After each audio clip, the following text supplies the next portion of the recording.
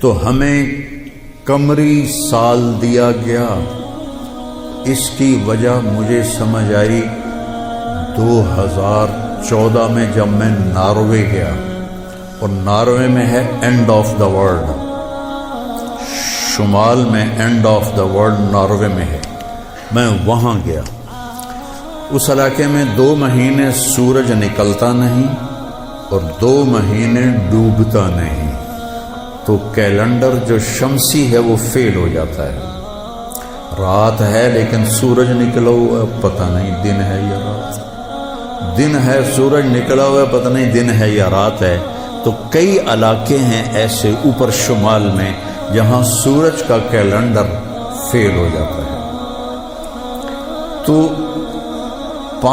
3 گھنٹے کا اوسلو سے جہاز تھا، آگے 5 گھنٹے کا موٹر کا سفر تھا، 8 کلومیٹر کی سرنگیں تھیں، اور پھر آخری بستی مچھیروں کی تھی، وہاں سے پھر 1.25 گھنٹہ آگے موٹر کا سفر تھا۔ تو جب ہم وہاں پہنچے تو وہ جون جولائی سورج ڈوبتا نہیں، 1 اگست کو ڈوبنا شروع کرتا ہے، اور ہم 4 اگست کو پہنچے، اور شروع میں بس 1 تاریخ کو ایسے ڈوبتا ہے ایسے نکل آتا ہے، پھر 2 کو تھوڑا سا وقفہ کرتا ہے، 3 کو تھوڑا سا وقفہ کرتا ہے۔ 4 اگست کو 20 منٹ کی رات تھی، چونکہ میں 4 اگست کو کیوں مجھے یاد ہے، 4 اگست کو 20 منٹ کی رات تھی، اور ہم وہاں پہنچے تو ابھی ہم نے مغرب بھی پڑھنی تھی، عشاء بھی پڑھنی تھی، اور سورج نکلنے سے پہلے فجر بھی پڑھنی تھی۔ تو یہ ایک انوکھا واقعہ میرے ساتھ آیا ہے جو شاید ہی کسی اور کے ساتھ پیش آیا ہو، یا میرے ساتھ جو ساتھی تھے وہاں میں بھاگا، اور ریلنگ تھی اس کے ساتھ کھڑے ہو کر میں نے اذان دی۔ مجھے اللہ کی مخلوق کو 2 دفعہ دیکھ کے ہیبت طاری ہوئی۔ ایک ماؤنٹ ایورسٹ کو دیکھا کہ وہ پوری طرح ننگا تھا، چوٹی خالی تھی، دیکھ کر میں بالکل گم ہو گیا، جس کے کیل اتنے بڑے ہوں وہ اللہ کتنا بڑا ہوگا۔ اور ایک وہ جب میں اینڈ آف دی ورلڈ پر پہنچا تو اس کا وہ منظر دیکھ کے میں گم ہو گیا۔ میں نے اذان دی، ٹھنڈی ہوا چل رہی تھی، تو میں نے قبلہ دیکھنا چاہا تو چاند سامنے چمک رہا تھا، سورج فیل ہو گیا تھا، چاند چمک رہا تھا۔ تو آج سمجھ میں آیا کہ اللہ نے ہمیں چاند کا کیلنڈر کیوں دیا ہے، کہ میرا نبی سارے زمانے کا نبی ہے۔ جہاں سورج نہیں نکلتا اور جہاں سورج کئی مہینے نہیں ڈوبتا، اگر وہاں کوئی مسلمان ہیں تو دن رات کا حساب کیسے لگائیں گے؟ چاند کو دیکھ کر میں نے چاند دیکھا، واہ واہ اب یہ رات کھڑی ہے، تو وہ قبلہ فٹ کیا، مغرب کی نماز پڑھی۔ مغرب عشاء اکٹھے پڑھنا تو مسافر کے لیے جائز ہے باقی ائمہ کے نزدیک۔ تو پہلے مغرب پڑھی، پھر عشاء پڑھی، پھر ساتھ ہی میں نے فجر کی اذان دی۔ ہاں عشاء پڑھی، ایک وتر پڑھنا بھی سنت ہے، تو میں نے کہا بھائی آج ہکو وتر پڑھو کدیں فرض نہ نکل جاوے، تو ایک وتر پڑھا۔ پھر میں نے فجر کی اذان دی، ٹک ٹک ٹک ٹک 2 سنتیں پڑھیں، پھر والعصر انا اعطینا سے میں نے فرض نماز پڑھائی، اور بیٹھے ہی تھے کہ سورج آکھے السلام علیکم۔ تو وہاں جا کے مجھے یہ بات سمجھ میں آئی کہ اللہ نے ہمیں چاند کا کیلنڈر کیوں دیا ہے۔ یہ کہیں بھی ناکام نہیں ہوتا، کہیں فلاپ نہیں ہوتا۔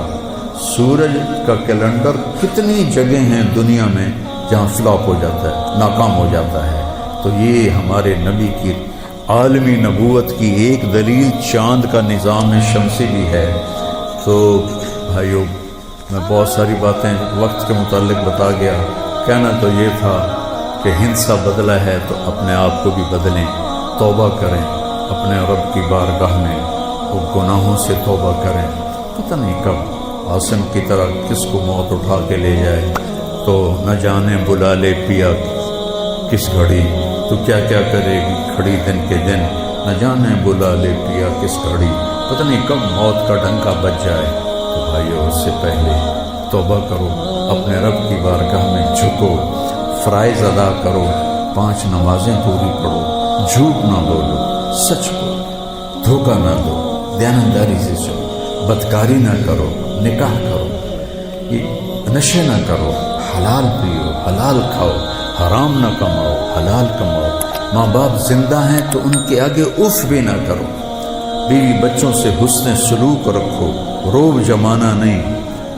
ماں باپ سے کہتا ہوں اولاد کی عزت کرو، اولاد کو عزت دو، انہیں ڈانٹ ڈپٹ سے نہ چلاؤ، پیار سے چلاؤ۔ اولاد سے کہتا ہوں ماں باپ کے آگے اف بھی نہ کرو کہ وہ تمہاری جنت ہیں، وہ تمہاری جنت کے دروازے ہیں۔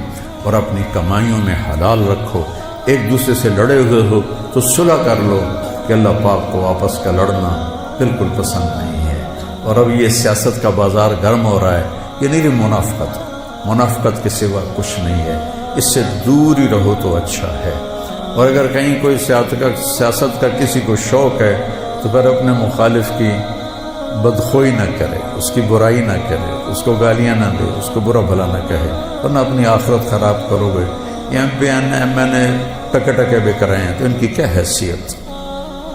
آج کل کے وزیروں کو کون پوچھ، وزیر اعظم کو کوئی نہیں پوچھتا تو وزیروں کو کس نے پوچھنا؟ جب میں لاہور پڑھتا تھا تو مغربی پاکستان ہوتا تھا، ایک صوبہ، اور اس کا گورنر تھا امیر محمد خان اکیلا، اور پورے مغربی پاکستان کے 11 وزیر تھے۔ ان کا روب بھی تھا، ان کے پاس پاور بھی تھی، ان کا پروٹوکول بھی تھا، وہ دیانتدار بھی تھے۔ کیا کریں، اپنے اوپر ہی روئیں، آنسو بہائیں۔ تو بھائی توبہ کرتے ہو سارے؟ کہو میرے ساتھ یا اللہ میری توبہ، پھر کہو یا اللہ میری توبہ، پھر کہو یا اللہ میری توبہ۔ انشاءاللہ ہماری توبہ قبول ہوگی، اور اگر کبھی ٹوٹ جائے پھر توبہ کر لینا، اللہ پھر معاف کر دے گا انشاءاللہ۔